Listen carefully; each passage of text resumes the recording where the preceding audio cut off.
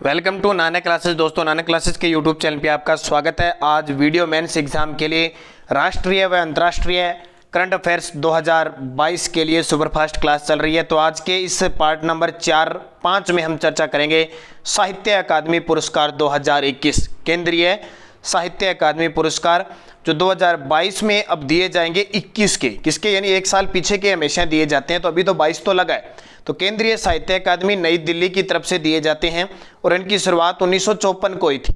कब हुई थी? 1954 को इसकी शुरुआत हुई थी। 3 ये पार्ट है इसके। एक तो साहित्य अकादमी पुरस्कार दिया जाता है, एक युवा पुरस्कार दिया जाता है और एक बाल साहित्य पुरस्कार दिया जाता है। साहित्य अकादमी पुरस्कार, युवा पुरस्कार और बाल साहित्य पुरस्कार। और ये कितनी भाषाओं में दिया जाता है? 22 भाषाओं में। अनुसूची 8 में जो 22 भाषाएं हैं में दिया जाता है। एक अंग्रेजी और एक राजस्थानी भाषा, टोटल 24 भाषाओं में दिया जाता है।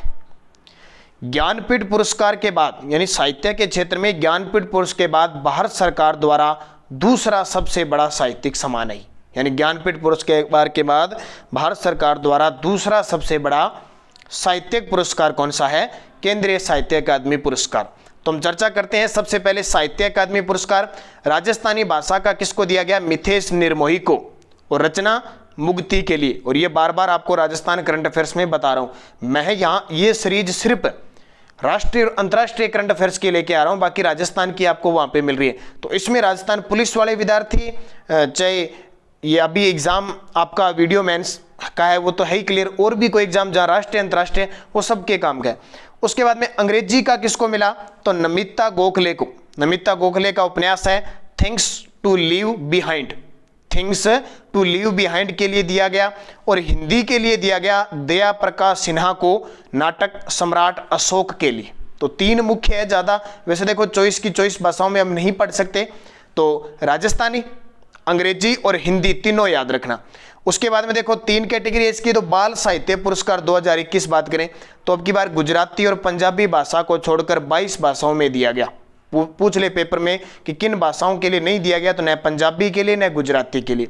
तो अंग्रेजी का दिया गया अनिता वच्छरजानी को, और हिंदी का देवेंद्र मेवाड़ी को। हिंदी का देवेंद्र मेवाड़ी को। राजस्थानी का कीर्ति शर्मा, ये हनुमानगढ़ की है, ये गंग नहर की दुर्दशा है पानी रा लाख रख लूहण, उसके लिए दिया गया। और तीसरा पुरस्कार इसके अंदर है साहित्य अकादमी युवा पुरस्कार। ये तमिल भाषा में अभी तक दिया नहीं गया, दिया जाएगा। जबकि राजस्थानी भाषा का किसको नहीं दिया गया? तो 22 भाषाओं में दिया गया, यानी 23 में देंगे। राजस्थानी भाषा वाला का किसी को नहीं मिलेगा, तमिल का भी मिलेगा। तो याद रखना, अंग्रेजी का दिया गया मेघा मजूमदार को पुस्तक द बर्निंग के लिए, और हिंदी का दिया गया हिमांशु वाजपेयी को। तो ये साहित्य अकादमी पुरस्कार है, नई दिल्ली की तरफ से दिए जाते हैं 3 कैटेगरी में। साहित्य अकादमी पुरस्कार, युवा पुरस्कार और बाल साहित्य पुरस्कार। तीनों को अच्छे तरीके से पढ़ लेना। फिर बात करते हैं भारतीय तटरक्षक बल ICG के 24वें महानिदेशक कौन नियुक्त हुए हैं? भारतीय तटरक्षक बल के 24वें महानिदेशक नियुक्त हुए वीरेंद्र सिंह पठानिया। वीरेंद्र सिंह पठानिया को नियुक्त किया गया है। अंडर 19 एशिया कप 2021 की विजेता रही है भारत। अंडर 19 एशिया कप 2021 की विजेता भारत, उप विजेता श्रीलंका। ये इंपॉर्टेंट क्वेश्चन है आपके लिए। रेलवे बोर्ड का नया अध्यक्ष व CEO किसे बनाया गया? देखो अध्यक्ष, चेयरमैन, CEO एक ही काम कर रहा है, विनय कुमार त्रिपाठी को रेलवे बोर्ड के नए अध्यक्ष हैं। और प्रधानमंत्री ने मेजर ध्यानचंद खेल विश्वविद्यालय की आधारशिला कहाँ रखी? ऐसे प्रश्न आपके लिए बहुत खास है। प्रधानमंत्री नरेंद्र मोदी जी ने मेजर ध्यानचंद खेल विश्वविद्यालय की आधारशिला कहाँ रखी? तो मेरठ उत्तर प्रदेश के अंदर। कहाँ पे? मेरठ उत्तर प्रदेश में। फिर देखिए 1 जनवरी 2022 को हाईकोर्ट देश की पहली पेपरलेस अदालत बनी है। किस हाईकोर्ट में देश की पहली पेपरलेस अदालत बन चुकी है? तो केरल उच्च न्यायालय देश का पहला हाईकोर्ट बन गया पेपरलेस अदालत। जैसे कल मैंने विधानसभा बताई थी आपको, नागालैंड। 3 जनवरी 2022 को रक्षा मंत्री राजनाथ सिंह ने Kalpana Chawla centre for research in space science and technology का उद्घाटन कहां पर किया? 3 जनवरी 2022 को हमारे जो रक्षा मंत्री है राजनाथ सिंह जी, उन्होंने Kalpana Chawla centre for research in space science and technology का उद्घाटन कहां पे किया? चंडीगढ़ विश्वविद्यालय में। राज्य देश का पहला जो एलपीजी युक्त व धुआं मुक्त राज्य बन गया हिमाचल प्रदेश। यानी देश का पहला राज्य जो एलपीजी युक्त हो गया और धुआं मुक्त राज्य हो गया हिमाचल प्रदेश। राष्ट्रीय स्वच्छ गंगा मिशन, हिमाचल प्रदेश बहुत खास है और आपको पता है हाल ही में जो हैप्पीनेस इंडेक्स आई है उसमें भी हिमाचल प्रदेश नंबर 1 पे है। और हर घर जल जीवन मिशन योजना के तहत 100वां जिला हिमाचल का चंबा घाटी बना है। राष्ट्रीय स्वच्छ गंगा मिशन जिसको कहते हैं एनएमसीजी के नए महानिदेशक कौन बने हैं? जी किशोर कुमार, राष्ट्रीय स्वच्छ गंगा मिशन के। उसके अलावा ONGC oil and natural gas corporation की पहली महिला अध्यक्ष बनी है अलका मित्तल। स्टार लगाना इंपॉर्टेंट है। ओएनजीसी जो महारत्न कंपनी है उसकी पहली महिला अध्यक्ष बनी है अलका मित्तल।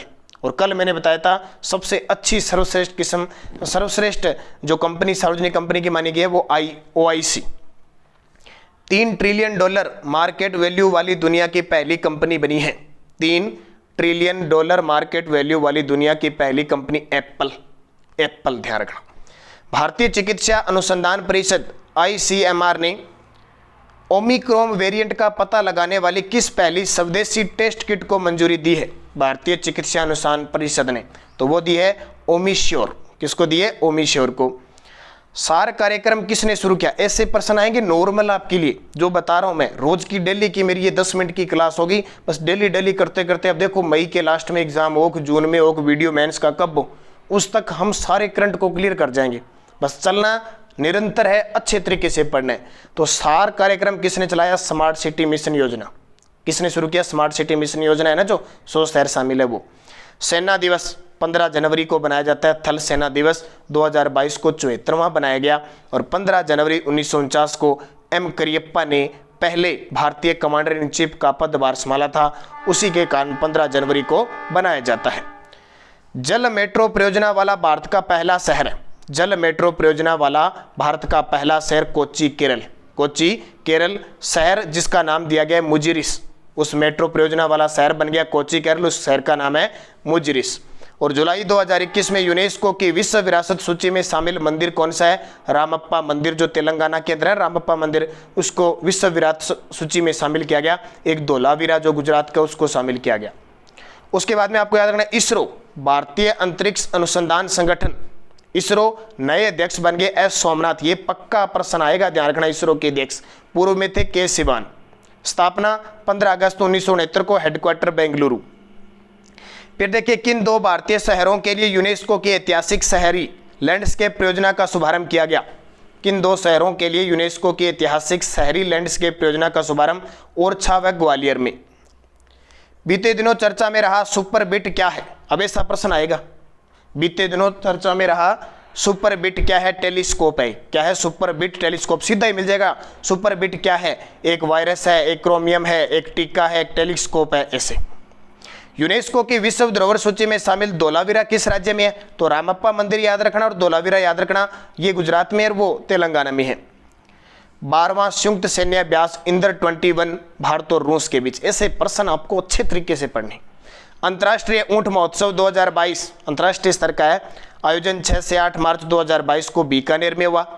और मरु महोत्सव 2022, ये तारीखें याद रख लेना, 14 से 16 फरवरी 2022 को जैसलमेर में हुआ। और थार महोत्सव का आयोजन किया गया 2022 25 से 30 मार्च 2022 बाड़मेर में। तीनों इंपॉर्टेंट है। फिर अभी हाल ही में ताजा सेफ अंडर 18 महिला फुटबॉल विश्व चैंपियनशिप 3रा संस्करण था, भारत विजेता बन चुकी है। अभी ताजा करंट का प्रश्न है ये। और वीर बाल दिवस, ये तो याद रखना ही है, 26 दिसंबर। इस दिन गुरु गोविंद सिंह जी के साहिबजादे फतेह सिंह जी और जोरावर सिंह जी दीवार में जिंदे चुनवा दिए गए थे और शहीद हो गए थे। उस दिन को प्रधानमंत्री नरेंद्र मोदी ने पूरे भारत में 26 दिसंबर को वीर बाल दिवस बनाने की घोषणा की है। तो एक छोटी सी क्लास, सुपरफास्ट क्लास, बिना टाइम जाए करे, निरंतर आपको शाम 7 बजे 31 मिनट पर मिल रही है, जिसके लिए इंपॉर्टेंट होगा। और मैं कहता हूँ राष्ट्रीय अंतर्राष्ट्रीय आपका बाहर नहीं जाएगा और राजस्थान वहाँ पे आपको मिल रहा है। धन्यवाद। वीडियो को सारे शेयर कर देना, लाइक कर देना। जय हिंद, जय भारत।